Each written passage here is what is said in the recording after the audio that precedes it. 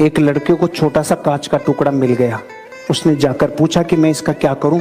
बेटा तू इसको जा मार्केट में और बेचना मत, बस कहीं भी जाके बैठ जा, जो भी इससे पूछे ये कितने का है तो तू यूं करना, यूं करना। पहले दिन गया, जिन सब ने उनसे पूछा उसने किया यूं यूं। सबने कहा 20 रुपए का है, 200 रुपए का है। फिर वापस आया, आज पिताजी इसका भाव लगा 20 रुपए, 200 रुपए, 20 रुपए, 200 रुपए। ठीक है बेटा, कल तो उस जगह जाना जहां पे सक्सेसफुल लोग आते हैं और माहौल अच्छा होता है, ऐसी जगह जाना और तेरा काम एक ही है, ऐसे करना है।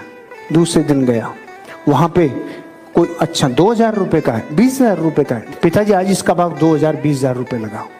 अब बेटा तू शहर की सबसे पॉश कॉलोनी है ना, उस जगह पे जाके अच्छी से अच्छी टेबल पे रख के इसका भाव बताना। अब की बार उधर जब गया, यूं करते सब 2 लाख का है, ओ 20 लाख, 2 लाख, 20 लाख। एक ही वस्तु एक बार भी रेट नहीं बताई, सिर्फ इशारा किया।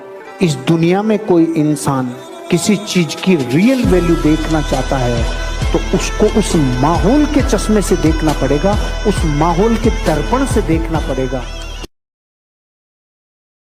अपने अज्ञान का ज्ञान नहीं होना नुकसानदायक है, इसलिए जीवन भर अपने आप को मूर्ख समझने में ही फायदा है। क्योंकि मूर्ख समझने का एक बहुत बड़ा प्लस पॉइंट है, मूर्ख से नीचे कुछ होता नहीं है। तो अपन जब सबसे नीचे रहते हैं ना, तो फिर सबसे ऊंचे की तरफ ग्रोथ करते हैं, क्योंकि फिर दुनिया अपने को उसी हिसाब से समझाती है, भाई तू यहां से समझ। क्लास में सबसे इंटेलिजेंट बन के बैठो, उससे कहीं ज्यादा फायदा है सबसे मूर्ख बन के बैठो, सबसे ज्यादा सीखोगे। इसलिए जिंदगी में अज्ञानी होने का ज्ञान न होना ज्यादा बेटर है। मैं साफ कह देता हूं, किसी को भी किसी भी प्लेटफॉर्म पे जो चीज मुझे समझ में नहीं आती, मेरे नहीं पल्ले पड़ी भाई साहब, देसी भाषा में बताओ। क्योंकि अपने आप को मूर्ख बचाने से अच्छा है कि जिंदगी में मूर्ख साबित हो जाओ, नहीं तो बहुत नुकसान में चले जाओगे नकली बुद्धिमान बन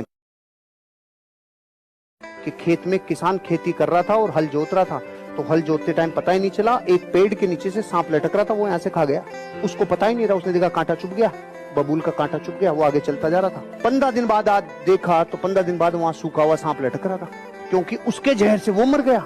अब 15 दिन तक जिंदगी मस्त चल रही थी और जैसे ही याद आया 15 दिन पहले इसने मुझे खाया था, हो गया।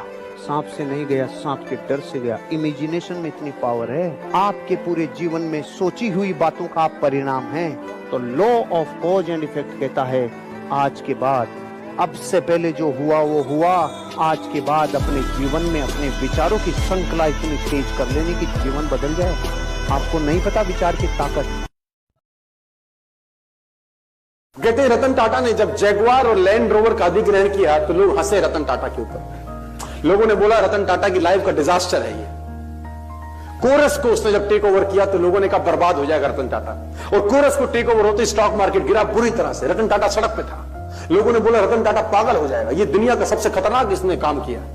इसने रेंज रोवर जैगुआर जैसी कंपनियों को पिक किया इस रेट के ऊपर, ये जिंदगी का सबसे खतरनाक डिसीजन होता है। लेकिन मैं रतन टाटा की लाइन आज भी बोलता हूं, दुनिया को पता है। कहता मैं कोई गलत निर्णय सही नहीं लेता, मैं निर्णय ले लेता हूं फिर उसको सही साबित करके दिखाता हूं। आज जैगुआर और रोवर टाटा को बिगड़ने देने वाली सबसे बड़ी कंपनी